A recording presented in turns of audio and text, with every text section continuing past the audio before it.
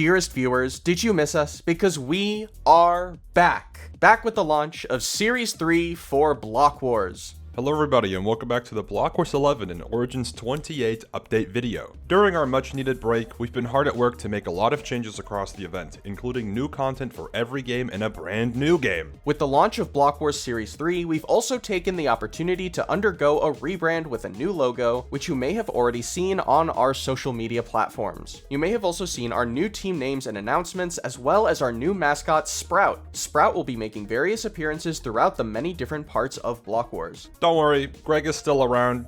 They're just somewhere, I think. With a brand new series comes a brand new hub on ice. You'll be able to travel to various locations like the Decision Donut, Wolfie World making a return, and you'll also be able to find various activities around the hub to keep yourself entertained during waiting periods. There are parkour segments and, well, I can't spoil all the fun, you'll have to find them yourself. We've also updated our spectator menu to make spectating players a bit easier. You'll be able to filter through the various teams by clicking on the team color on the top of the menu, with the selected team being shown above the rest. Last but certainly not least, before we talk about the games, we've decided to change our point multiplier. Instead of a gradually increasing multiplier like before, the new point multiplier will only take effect during the 7th and 8th game, with a 1.5x and a 2x multiplier respectively. We hope that this change will make the first half of the event feel more impactful while still giving teams the chance to come back a bit in the later games. Alright, it's time to blitz our way through the games, starting off with Blitz Hunt. Blitz Hunt has received a handful of new rooms, some that are brand new, and some that are new but similar to current existing rooms. Additionally, hunters will gain a brand new sonar item to aid them in finding hiders. When used, the sonar will reveal how many hiders there are within a 10-block radius. The amount of hiders detected will be shown to the hunter in chat, after which there is a cooldown before you can use it again. If a hider is detected, they will receive a pop-up in game stating they have been detected, and will also receive a message in chat. Extraction will be taking place on a brand new map, Shootout. Shootout showcases various amounts of height differences, allowing for you and your team to find numerous angles and take down all opposing teams. Extraction has also received a brand new outer arena, which will continue to be showcased in future Extraction maps. Oh, and arrows are now infinite, so you'll no longer have to awkwardly stare at your opponent when you run out of ammo. OrderUp has received a handful of changes, like a brand new map called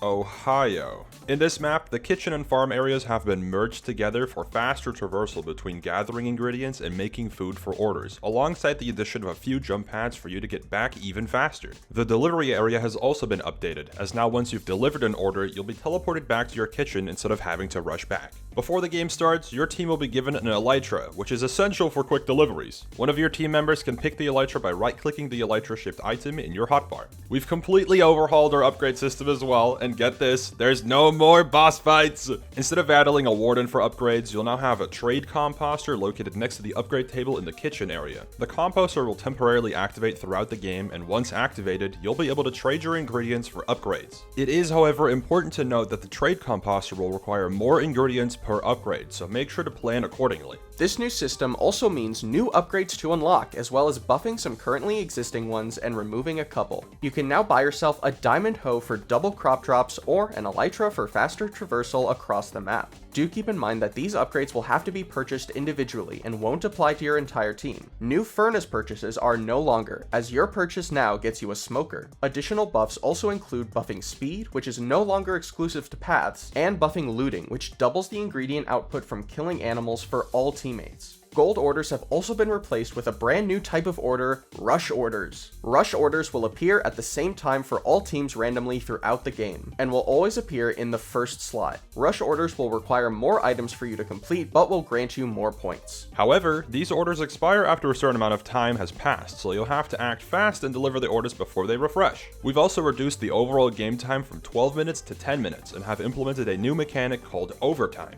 After the 10 minutes have passed, if any team or player has a completed order ready to be delivered, they'll be given an extra 30 seconds to deliver their orders to the customer. Battle returns with a brand new map, Operation Norfolk. You may have noticed that capture points have made a return, but they work a little differently. Players will need to stand on the capture point to slowly gain points for their team, and the more teammates on it, the faster it will deplete. If multiple players from different teams stand on a capture point at the same time, no points will be extracted from the capture point. Note that there is a maximum amount of points that can be gained from one capture point before it's empty. We We've also added new kits and have divided them into 3 separate classes: support, damage, and utility. The support class focuses on healing teammates in different ways. The damage class is equipped to deal damage in regular fashion, and the utility class is equipped with various specialized tools to attack enemy players. There is no limit to how many kits of each different class your team can pick, but you can still only have one of each specific kit on your team at the same time. More details about our kits can be found at our website. We've also added a universal kit selection area, which is no longer map dependent. New to this area is a practice range for you and your team to test out kits and abilities before each round of battle starts. Oh, and for no reason whatsoever, you should turn up your music slider. Yeah, no reason at all. Additionally, if there are still players alive after the final border shrinkage, sudden death will commence. Once sudden death starts, every player's kit will change to the overtime kit. All active potion effects will be removed to prevent players from carrying over an ability's effects into overtime, which also disables all abilities, so survive as long as you can. Spliff is getting a slight game overhaul and a new name, Overspliff. As opposed to Spliff in the past, new experimental round types will occasionally be added to Overspliff to spice up the gameplay. For this event, the first experimental round type is Meteor Spliff. In Meteor Spliff, a layer of blue ice is added directly underneath every layer, making them 2 blocks thick instead of 1. Players will still be able to break blocks and get snowballs, but throughout the round, meteors will start falling from the sky, which take out a chunk of the map upon landing.